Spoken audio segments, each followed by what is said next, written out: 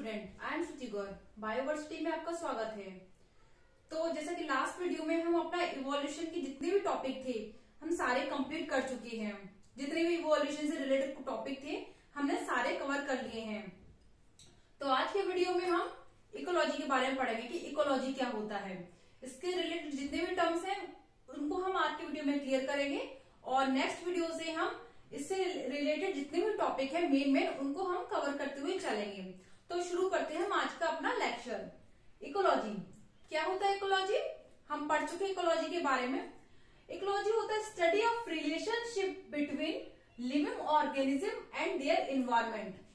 मतलब जितने भी लिविंग ऑर्गेनिज्म होते हैं और उनके एनवायरनमेंट की स्टडी को हम बोलते हैं इकोलॉजी। इकोलॉजी एक साइंस है जो ये बताता है कि नेचर काम कैसे करता है। नेचर में जितने भी एनिमल्स हैं, पशु पक्षी हैं, वो कैसे वर्क करते हैं। जैसे हमने सुना है कुछ बर्ड होती है वो साउंड क्रिएट करती है, मतलब एनिमल्स भी साउंड क्रिएट करते हैं, लेकिन हम बर्ड का एग्जांपल लेके चलते हैं। जैसे कोयल होती है एक साउंड क्रिएट करती है, तो अगर हम ये पता करें कि वो साउंड क्यों प्रोड्यूस करती है या बोले हाउ कैसे साउंड प्रोड्यूस करती हैं, तो अगर हम पहले इस क्वेश्चन का आंसर लें हाउ कैसे साउंड प्रोड्यूस करती हैं, तो अगर हम इसका आंसर देखते हुए चलेंगे तो हम उसके मैकेनिज्म की ओर जाएंगे कि उसमें वाइब्रेटिंग जो बोन होती है उससे वो साउंड क्रिएट करती है। और कुछ होती है हम बोलते हैं कि क्यों साउंड प्रोड्यूस करती हैं, तो इसका आंसर ये हो सकता है कि शायद उनका जो ब्रीडिंग टाइम है वो नजदीक आ रहा है, तो मेटिंग के लिए रेडी है। तो मतलब वो अपने जो मेल या फीमेल पार्टनर है उसको ये बताती हैं कि वो ब्रीडिंग टाइम आ गया है, वो मेटिंग के लिए रेडी है। तो इसके कारण ये होते हैं। हाउ ये बताता है हमें कि उसमें वाइब्रेटिंग बोन्स होती हैं, इससे वो साउंड क्रिएट करती हैं। और वाई का जब हम आंसर खोजते हैं तो हमें ये बताता है कि शायद वो उनका ब्रीडिंग टाइम नजदीक आया होगा, इस वजह से वो साउंड प्रोड्यूस कर रही हैं। तो बस इकोलॉजी हमें एक साइंस की ओर ले जाता है कि नेचर काम कैसे करता है।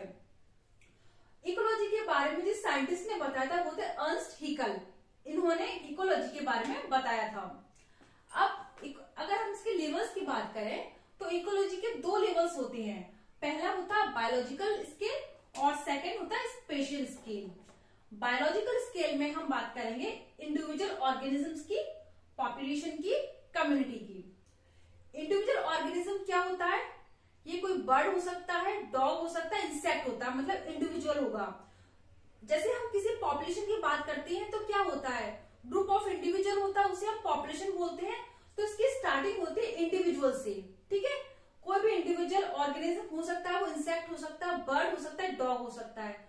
और जब वो आपस में मिलते हैं तो वो एक पॉपुलेशन को बनाते हैं। पॉपुलेशन क्या होता है? जब इंडिविजुअल आपस में मिलते हैं तो वो पॉपुलेशन बनाते हैं सेम स्पीसीज की, तो वो पॉपुलेशन होता है। कम्युनिटी क्या होती है? जब पॉपुलेशन आपस में अलग अलग पॉपुलेशन मिलती हैं तो उसे हम कम्युनिटी कहते हैं। समझ गए?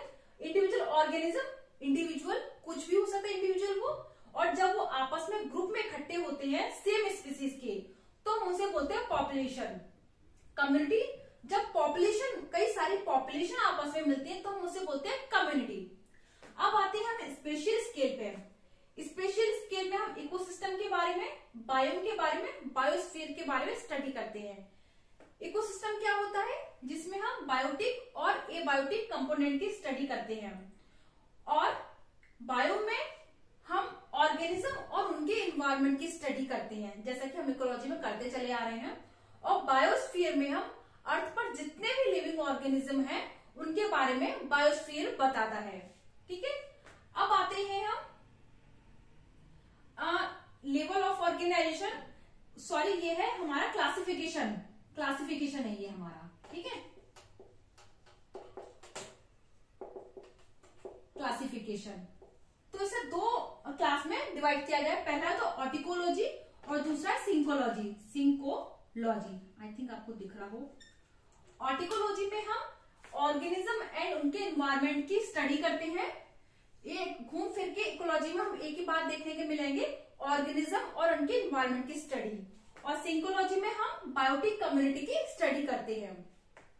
तो ये है हमारा इकोलॉजी। इकोलॉजी क्या होता है? हम लिविंग ऑर्गेनिज्म और इनके एनवायरनमेंट की स्टडी करते हैं। ये एक साइंस होता है जो हमें ये बताता है कि नेचर काम कैसे करता है।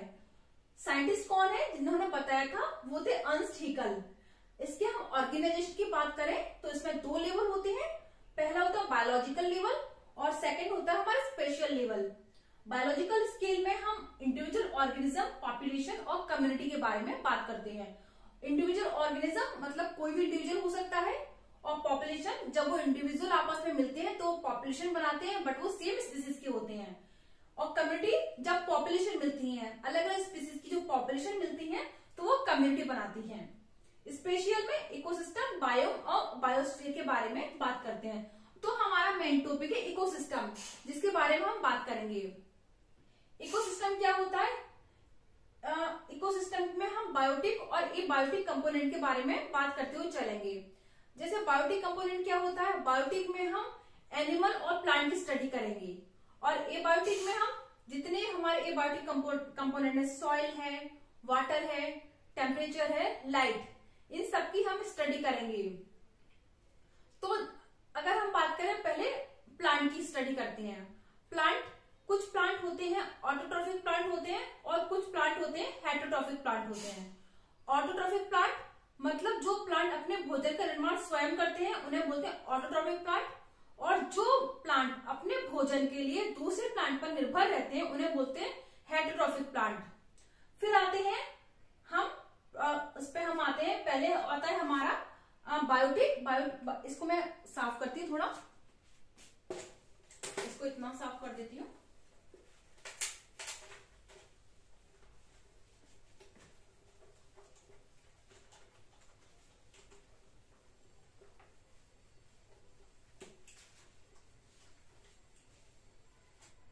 जैसे हम इकोसिस्टम के बारे में बात कर रहे थे, और इकोसिस्टम के बारे में एजे टेस्ले ने सबसे पहले बताया था। इसमें पहला होता है बायोटिक कंपोनेंट,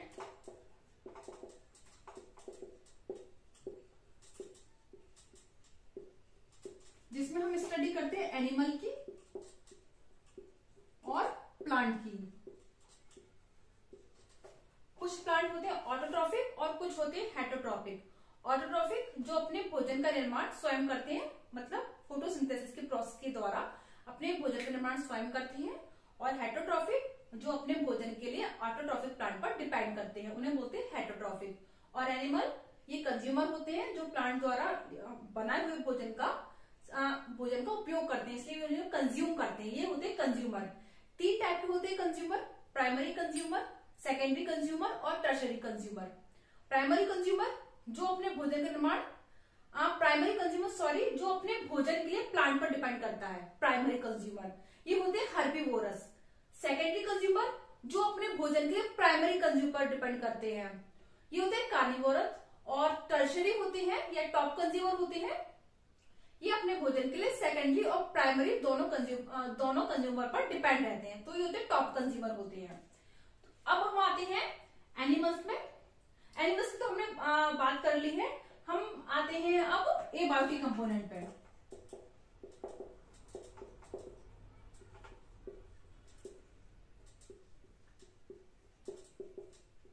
एबायोटिक में आते हैं हमारे पहला सॉइल, सेकेंड आता है वाटर, थर्ड आता है हमारा टेम्परेचर,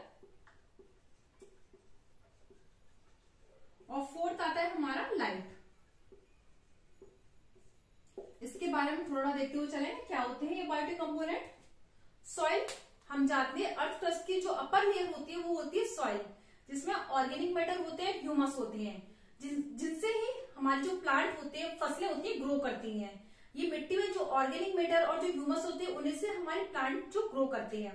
ह्यूमस भी 2 प्रकार का होते हैं नॉन ह्यूमिक,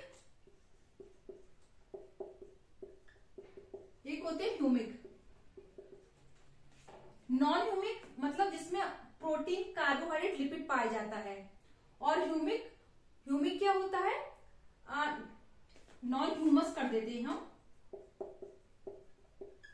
और एक होता है ह्यूमस।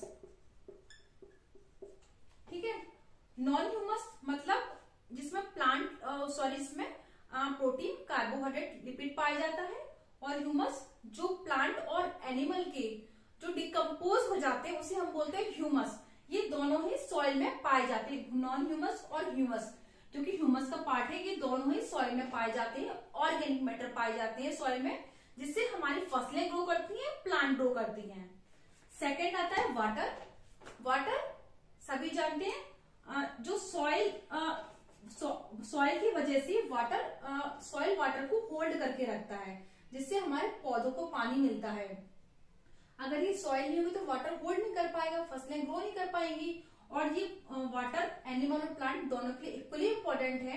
हम जानते हैं कि हमारी पृथ्वी पर 97% जो वाटर है वो ओशियन के रूप में, खारे पानी के रूप में मौजूद है, जिसका हम उपयोग नहीं कर सकते। केवल 3% वाटर है जो हम जिससे कंज्यूम कर सकते हैं। इसलिए बोला जाता है कि वाटर को सेव करके रखिए, ताकि आगे वाली जनरेशन भी पानी का उपयोग कर सके। थर्ड आता है टेम्परेचर।